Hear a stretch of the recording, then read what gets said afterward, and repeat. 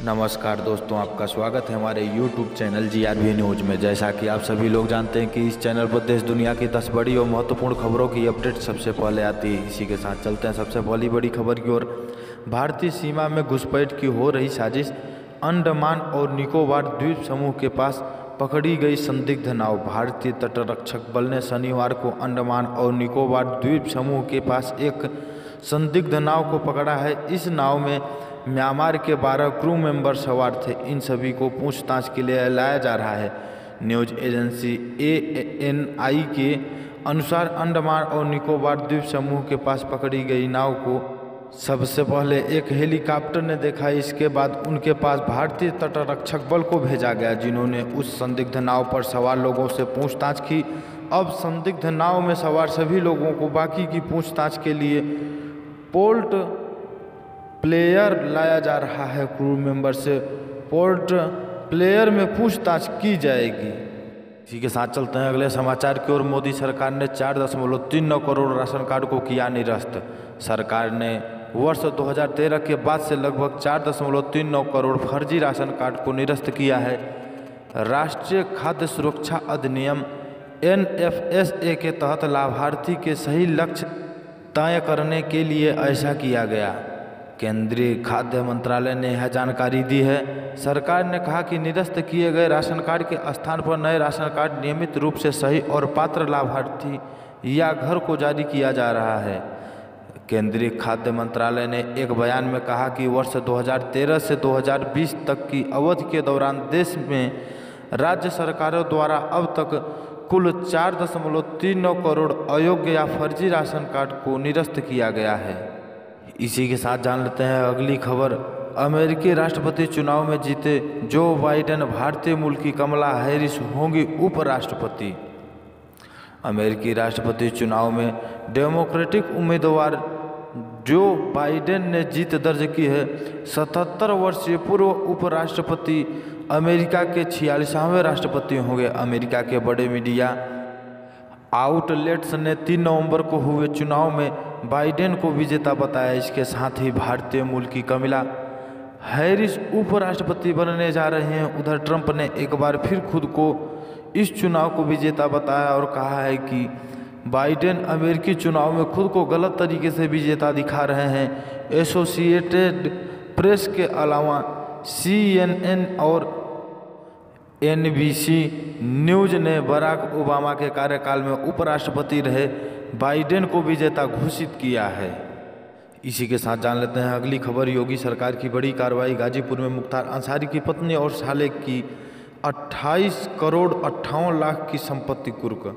मुख्तार अंसारी के होटल गजल को ध्वस्त करने के बाद शनिवार शाम गाजीपुर पुलिस ने फिर बड़ी चोट दी है। सदर क्षेत्र में मुख्तार की पत्नी और साले के नाम रजिस्टर्ड 28 करोड़ 58 लाख की संपत्ति की कुर्की की पुलिस और प्रशासन की टीम ने डुग्गी बजवाते हुए संपत्ति के निर्माण और जमीन को कुर्क कर नोटिस चस्पा कर दिया है।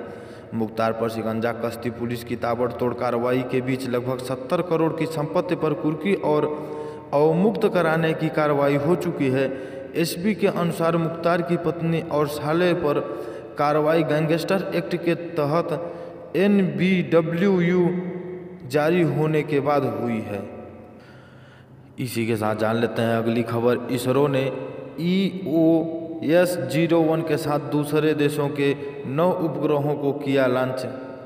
भारत के नवीनतम भू पर्यवेक्षण उपग्रह EOS-01 और अन्य देशों के 9 अन्य उपग्रहों को PSLV C-49 ने शनिवार को यहां से प्रक्षेपण के बाद सफलतापूर्वक कक्षा में स्थापित कर दिया है। ध्रुवीय उपग्रह प्रक्षेपण यान PSLV C-49 EOS-01 ने 26 घंटों की उल्टी गिनती के बाद अपराह्न 3:12 पर यहां सतीश धवन अंतरिक्ष केंद्र से उड़ान भरी। इसरो ने कहा कि प्रक्षेपण का समय पहले 3:02 तय किया गया था, लेकिन यान के मार्ग में मलबा होने की वजह से इसमें 10 मिनट की देरी की गई।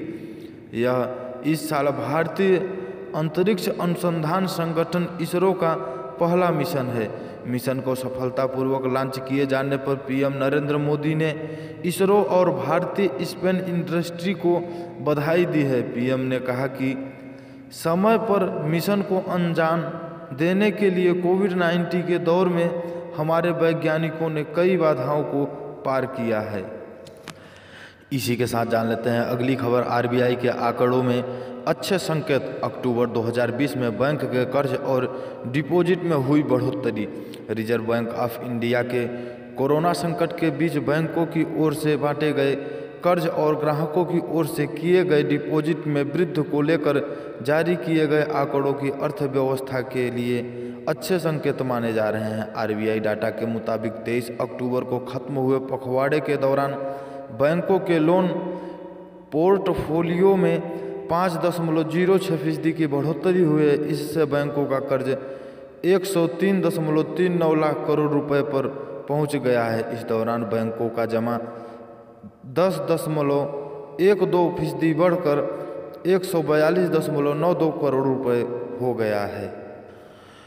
इसी के साथ चलते हैं अगले समाचार की ओर। उच्च जाति के व्यक्ति पर सिर्फ इसलिए केस नहीं दर्ज हो सकता क्योंकि उस पर SC/ST समुदाय के किसी भी सदस्य ने आरोप लगाया है। सुप्रीम कोर्ट ने गुरुवार को एक महत्वपूर्ण फैसले में कहा कि उच्च जाति के किसी भी व्यक्ति को उसके कानूनी अधिकारों के सिर्फ इसलिए वंचित नहीं किया जा सकता है क्योंकि उस पर अनुसूचित जाति, अनुसूचित जनजाति, SC/ST के किसी भी व्यक्ति ने आरोप लगाया है। जस्टिस L नागेश्वर राय की अगुवाई वाली सुप्रीम कोर्ट की पीठ ने कहा, SC/ST एक्ट के तहत कोई अपराध इसलिए नहीं स्वीकार कर लिया जाएगा कि शिकायतकर्ता अनुसूचित जाति का है, बशर्ते यह साबित नहीं हो जाए कि आरोपी ने सोच समझकर शिकायतकर्ता का उत्पीड़न उसकी जाति के कारण ही किया हो। SC/ST एक्ट समुदाय के उत्पीड़न और उच्च जाति के लोगों के अधिकारों के संरक्षण पर सुप्रीम कोर्ट की यह टिप्पणी काफ़ी क्रांतिकारी मानी जा रही है। इसी के साथ जान लेते हैं अगला समाचार। इलेक्ट्रॉनिक वाहनों के लिए दिल्ली में बिछेगा चार्जिंग स्टेशनों का जाल।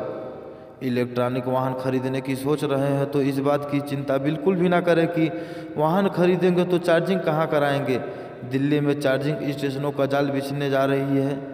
दिल्ली सरकार ने 200 की जगह अब 614 चार्जिंग स्टेशन बनाने की योजना बना रही है। सभी bus depot, metro parking, petrol pump और CNG स्टेशनों पर चार्जिंग पॉइंट बनाने के आदेश दिए गए हैं।